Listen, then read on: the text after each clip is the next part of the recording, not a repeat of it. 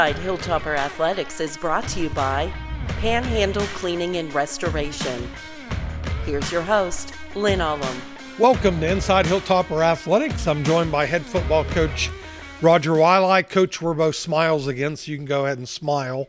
But very, very dominating performance at times on Saturday. So we pick up our second consecutive win. Tell us. Well, you look back at it, offensively, we're really, really aggressive in the first probably 8 or 9 series. And then, we met at halftime. The only way they could get back in it is to get extra possessions. And we wanted to limit the extra possessions, so we're quite conservative offensively.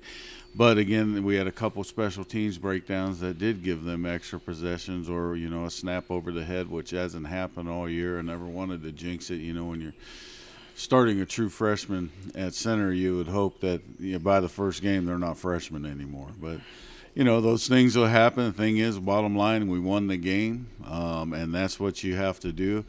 The only thing I second guess is the play calling, because we were trying to take three minutes off the clock every time we had the ball, 3 or 4 minutes, and we got somewhat conservative. And if we're going to throw it, we're going to let Rudy check to it, and we didn't get any automatic checks, and we didn't move the ball really.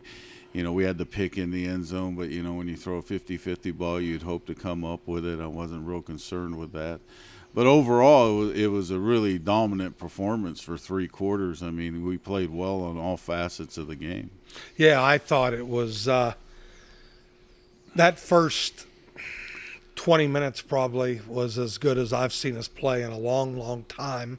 And from someone that coached a million games, as coaches, we look at the end result and then we leave the game, I can't believe whatever, but sometimes we have to acknowledge all the good things that happened. So the first compliment I'm going to pay you, I thought the play calling in the first half was as good as I've seen in many years. Well, we kind of, I'm not going to lie to you, I went back to the 2009 game when we played Concord, when both Keller and Mike Hill was down there, and we kind of went in with a similar game plan that we were going to be aggressive. We were going to take chances. We were going to throw the ball down the field a little bit more than we did in the first 4 or 5 games, and we were able to complete some passes, and we were able to turn the table on us making big chunk plays because we didn't have the ball a whole lot. That's what I was noticing, but we were scoring so fast. And when you do that, number one thing, what gets missed, we start off with the trick play, but Rudy, the quarterback play was as good as we've had here in a long time in the first 2 quarters. I mean, I think he ended up like 18 or 19 for 26 or 27, but, those misses all came late. I never got halftime stats, but I got to imagine halftime stats, he only maybe had 1 or 2 incompletions, and 1 was a drop. That offensive line play, quarterback play, so offensively we're executing at a high level, and, our defense was able to rise and meet the challenge of that. And then when we started sputtering offensively, then defense we started sputtering, and then it trickled down into special teams. But, again, overall, when you dominate for that length of time, I was scoreboard watching, clock watching. Okay, they need two scores and 2 2-point plays, and all those things were going through our mind. But as far as the play calling, I always try to tell our players, I said, players make plays, not the play called, and they executed. And we were looking for that type of consistency. And I kept telling them, you guys can do it. We can get there, and hopefully we can continue out that next week when we play Wesleyan. Well, interim athletic director Brad Forshee told me yesterday about the 2009 script, so we immediately went and pulled up the box score from that game, and sure enough, Ryan Travis on a trick play threw a touchdown on the first play of the game, so he's not lying about that. We did script kind of from many, many years ago. So when did you make that decision? When did you decide you were going to open the game with that play? Last Sunday. I said, listen, we've been practicing it for 8 weeks. And I said, the problem was we worked it the week before, and we went 0 for 5 in practice. And so I told Dakota does the practice scripts. I said, hey, within the first three plays of team every week, every day, we want to practice that play, and we completed it every play. Even though our defense knew it was coming, we still completed it. And so then I told them, I said, hey, we'll get the ball in the left hash, middle of the field. We're opening up with it. And then, first thing I said is, where's the ball? They said, it's kind of in the middle. I said, we're running it. Let's go. And then all I hear is that I'm looking. My thing's concerned is to make sure the process of the play is going right. So the first thing I'm looking at is making sure Rudy threw the ball backwards. And so as soon as he threw the ball, I hear, he's wide open. I'm like, oh, my God, just throw it where he can catch it. I don't even care if we score. And then and then I looked down. I said, boy, he is wide open. Because, they – no, I'm going to do things. We did a lot of, the coming back to the flip play when we fake the bubble and flip it back out. All those things go back, from 2009, a lot of smoke and mirrors things. Same thing in the run game. We ran a lot of more cut bounce that game than we did any other game. So, hopefully we can keep those things in part of our repertoire or arsenal offensively to keep it going. Well, the flip play, and I've told you this over the years, that's one of my favorite plays. So when we ran that in the game, I'm like yelling on the air, I love that play. Because, WVU used to run that play. And we've run it, different variations out of different things, but we had been running so much bubble in the first 5 games that, we got plays off, and we got more plays off, and we didn't even run yet. So, and as soon as I saw them line up, everybody's, oh no, they're bringing 2 off the edge. I said, no, that's perfect. Because if they overrun it, then we can get outside and make it one-on-one, and it was nobody there. Receiver did a good job pinning the corner in the end zone, and so we're able to go in. I didn't like the fact that we kind of jogged and held the ball out. I'd like to see a sprint, and so I'm sure we'll cover that today in practice. Yeah, it was a great performance, and even our kicking game has improved. Field goal, extra point. Right. We've been perfect for a couple weeks, so hats off to everybody involved with that. But it's got to be like 700-pound gorillas off your back. Things didn't go well the way we wanted at the beginning. Breaks go against us, and things are starting to come in. We've got a couple wins, and we'll talk about the next game in the next segment. But the kids got to be feeling good about themselves. Right, and the big thing is the maturity level of the football team is somewhat grown up, meaning, because of injury, some guys were forced to play early that weren't ready to play, but now they are. And I'm not talking about physically, I'm talking more mentally. The game is so much faster. You got to be able to adjust. There's a lot of things being thrown at you by other opposing offenses and opposing defenses.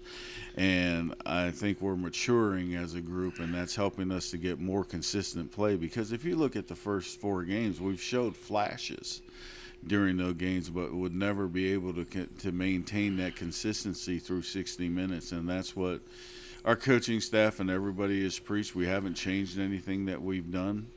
We're just trying to preach to them. We have to trust the process of practice, because I think Allen Iverson kind of ruined practice when he said it's only practice. And that's kind of the one thing. If you ask our kids, they know Allen Iverson because of practice, but you mentioned names that played in his era, they're like, who's that? The last, getting back to that trick play one more time, and I also said this on the air, that had to be the hardest throw that anybody's made all season, because when you see a guy that wide open and you're a former quarterback, does that make a difference? Are you worried? Am I going to underthrow, overthrow? Because he was as open as you're ever going to get. Well, it was just get it close. And you saw Rudy, who throws the ball. He really only made one bad play, and that was on the boot where he didn't hit Jesse, who was wide open, threw it at his feet. But the same thing, he tried to guide it. And sometimes when you're not a non-quarterback, and, I think Chris was more off of muscle memory in practice. He knew how far he had to throw it, and he threw it. He underthrew him a little bit, but I think Ray Sean beat his guy so fast. The guy bit so hard on the run fake because he's supposed to stand there until the guy runs up. And and the guy just ran up. He didn't even pause, and so he's like, "I'm out."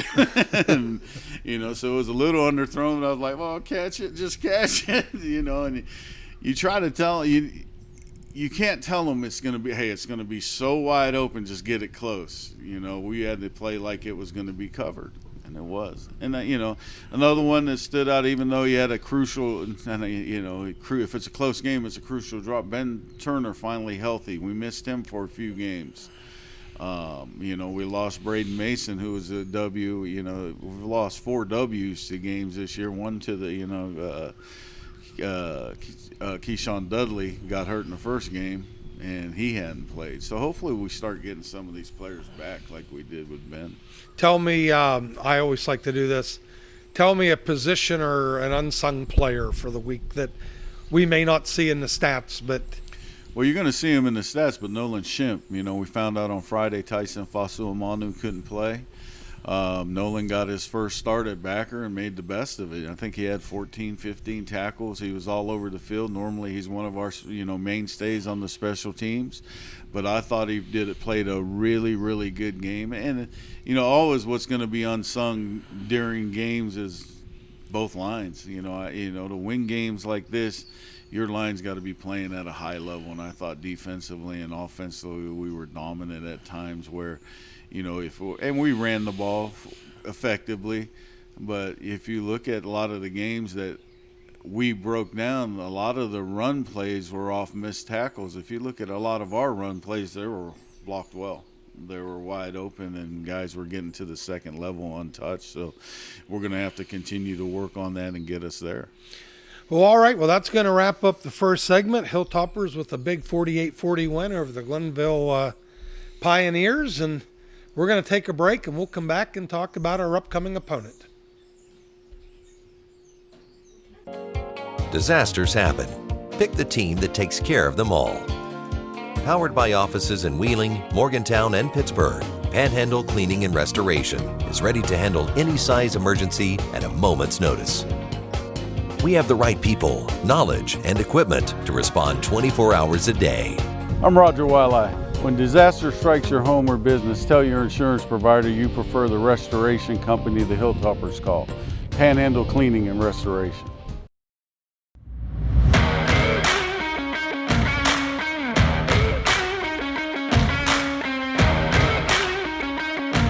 Inside Hilltopper Athletics is brought to you by Panhandle Cleaning and Restoration. Here's your host, Lynn Ullum. Welcome back inside Hilltopper Athletics, joined by head football coach Roger Wiley. The Toppers have won 2 in a row. Now we go to Buckhannon, West Virginia to play West Virginia Wesleyan. Coach, what do we know about the Bobcats? Well, even though they haven't won a game, they've given up a lot of points. If you look at what they've done at home, it's kind of their tale of two teams. You look a couple weeks ago, I think they were beating State at halftime. And State's a really good football team. And so, in this conference, you can't fall asleep. They're hungry for a win like we were 2 weeks ago. They're probably going to be their homecoming.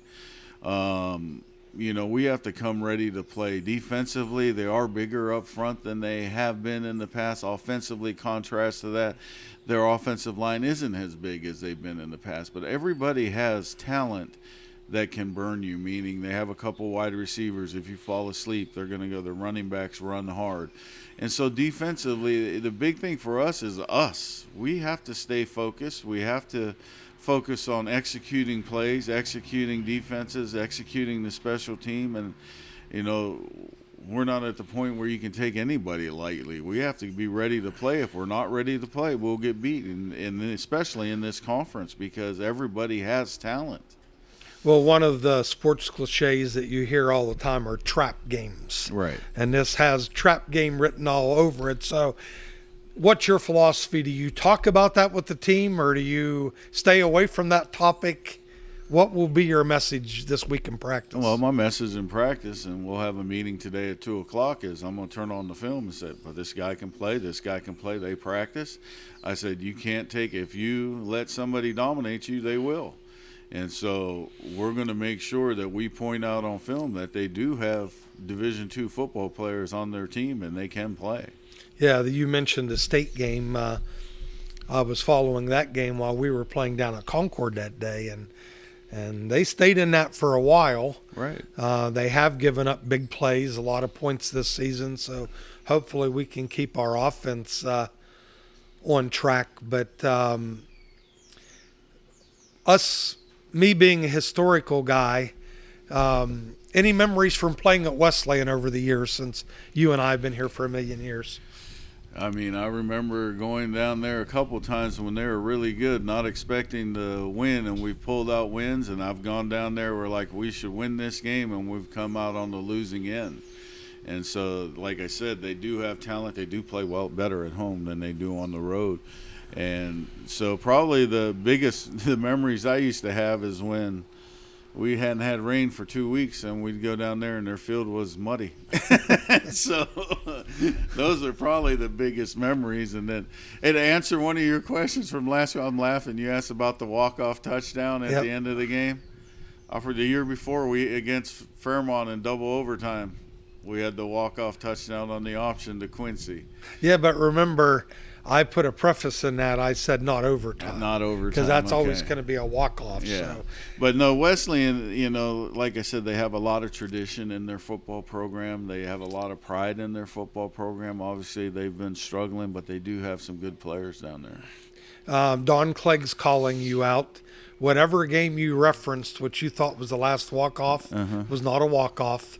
It happened with 30 seconds left. That's close. So, no, close. Close doesn't count. So, Don Clegg called you out on that. But, you know, it's just funny. And I think the point that a lot of people miss, and this just isn't football, your team, or anybody else's team. It's everybody's team.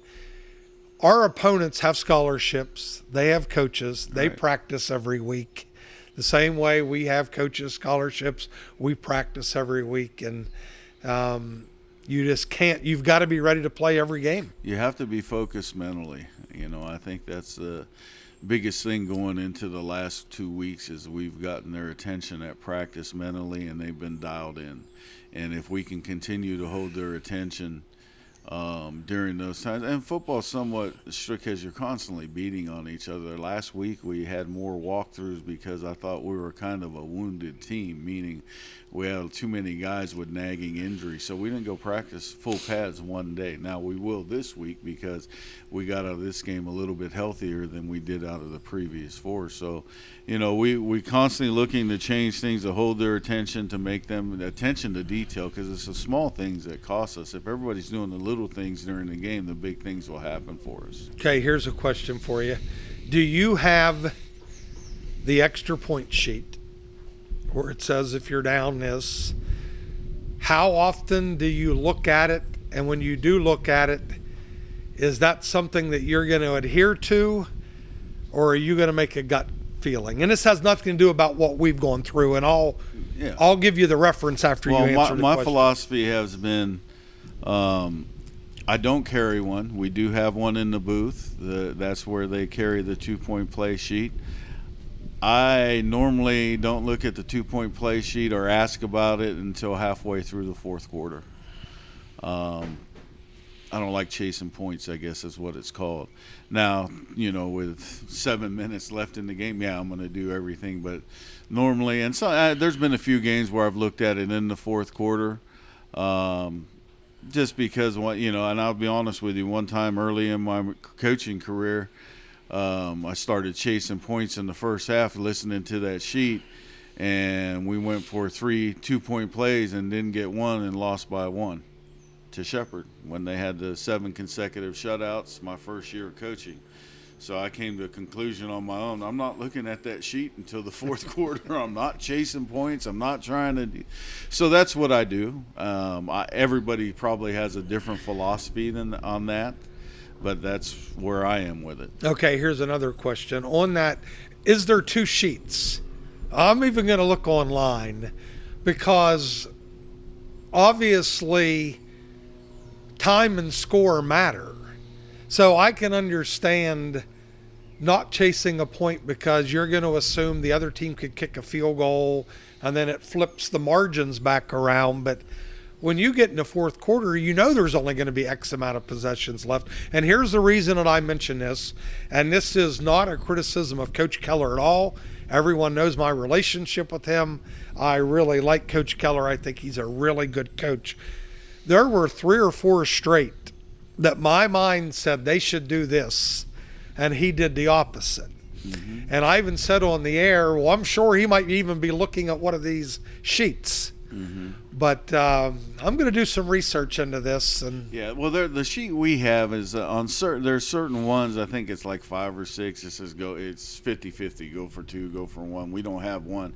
Before, when they first came out, they were exact. Go for 1. Go for 2. Go for 1. Go for 2. Now they have some, I guess, room for you to make a decision. They have 50-50 calls on the score. I mean, but they go all the way to 30 points down.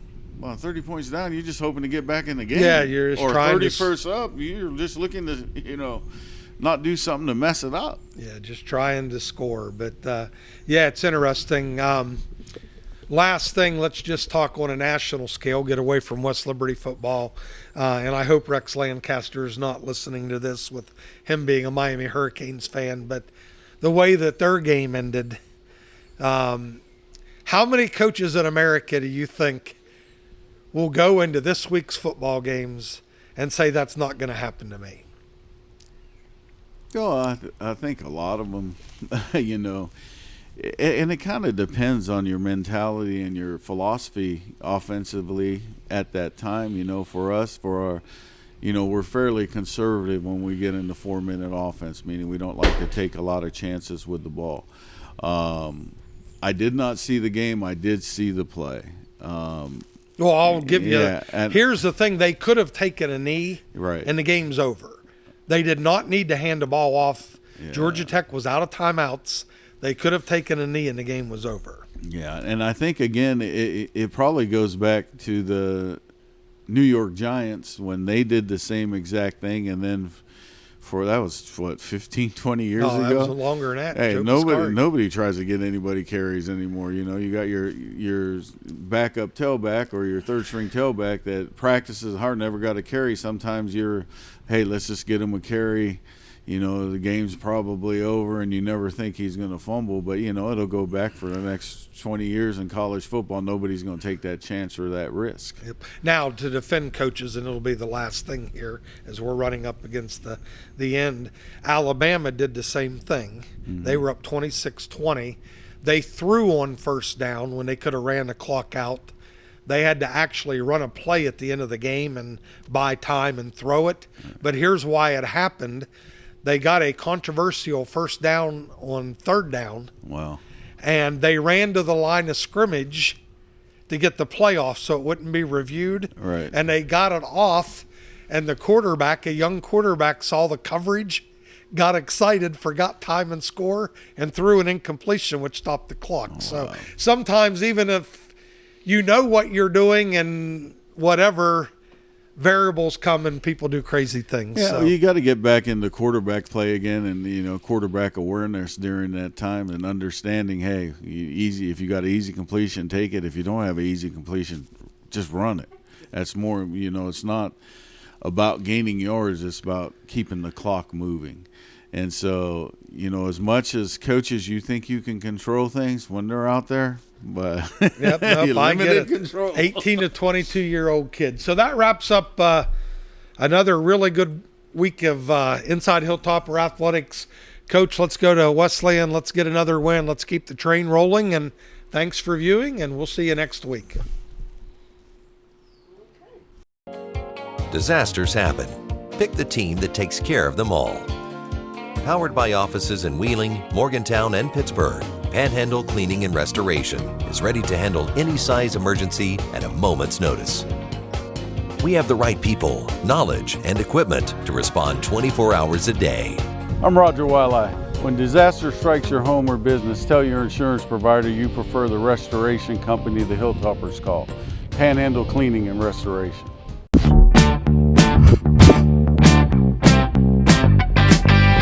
Hi, my name is Roger Watson. I'm an exercise physiology student here at West Liberty University, and here's what it's like to be an exercise phys student.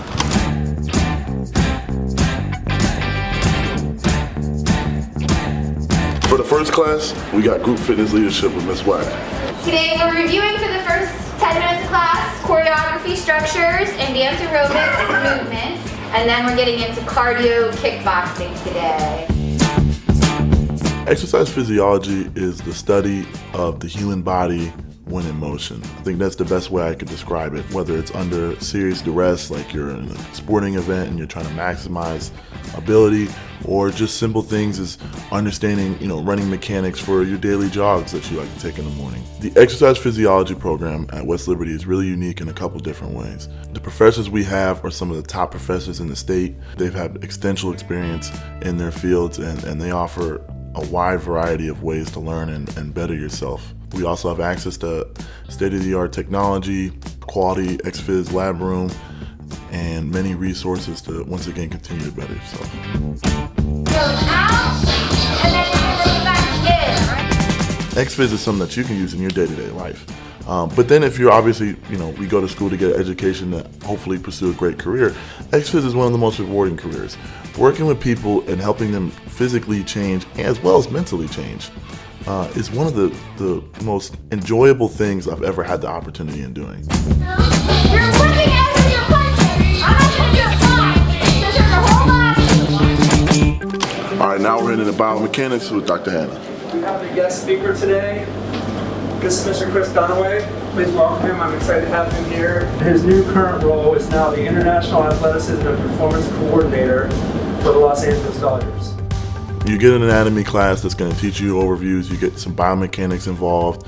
Then your 2 ex-phys labs are really important. Ex-phys 1, you're learning how to take blood pressures, do basic stuff that even clinical nurses might learn, stuff like that, because as you're learning ex-phys, you're getting more and more closer to the medical field. It's not just as simple as, a PE teacher. You're learning hands-on blood pressure, heart rate monitoring, exercise testing. We've had a few guest speakers come in that are really unique and offer their perspective in whatever field they're working on. So there's a lot of things that have been really great about the program, even coming in just like your day-to-day stuff, like the classmates I've had, the professors I work with. It takes ordinary stuff to another level. Do it again. Squat down. So come back up. Did it improve? Yes. So as far as ex-phys goes, you can really branch off into a couple different careers. Obviously, physical therapist is one of them, PTs. We also have some guys that are actually going to go into the PA program. If you do enough clinical stuff, you can go directly into that. Obviously, you can be a clinical exercise physician, right? You can also lead into, if you really want to go more medical, you can also look at becoming a cardiologist, and this could branch off very easily into that. You can work in cardiac rehab in a hospital. There's a lot, depending on what you want your day-to-day be like, ex-phys is going to have a career for you. Next class we got up is cardiac rehab with Dr. Metz. We're going to use our normal process, only today we're going to actually be moving strips, so it's not going to be a still reading. I chose ex-phys because, well, for one, I'm an athlete. That makes it easy. It transitions in very well. If you're an athlete, you're learning stuff that can literally help take your game to the next level. But ex-phys also offers a lot of things that, for me, just made sense. The opportunity to help people reach their goals, right? Physical goals is, I think, one of the things that America really could use a second look at, because obesity rates are rising, people are having all type of cardiovascular issues, stuff like that. And if we could take a chance to look at exercise as one of the foundations of life, then we would be better off. And I want to help people do that. And so the ex-phys is lined up right in that way. All right, guys, today I'm volunteering at a local organization that I'm blessed to have the opportunity to work with. I volunteer at a local children's organization, and I was given this really wonderful opportunity actually from one of my coaches. And that's one of the things I think West Liberty offers best is opportunities outside of school. No matter who you're with, you're going to connect in them. And I could say working with this organization has been seriously one of the most life-changing things I've had. It just kind of puts a lot of your own stuff in perspective, and then the opportunity to try to aid them and try to help in their journey of self-betterment. It's something that I enjoy going to every single day that I get a chance to. Like I said, I'm only able to do this because of the connections that West Liberty has offered me. Down, up, 9. One more. Down, up, 10. Thanks for checking out the program here today with me. If you need more information, check out our website. From humble beginnings in 1837, West Liberty University has been home to thousands of students. Whether you're a recent high school graduate or looking to complete a college degree later in life, starting your educational career at West Liberty University will be the catalyst for your future. This is a place where you will discover who you are and where you belong, surrounded by lifelong friends and a supportive faculty and staff. Start your journey home at westliberty.edu.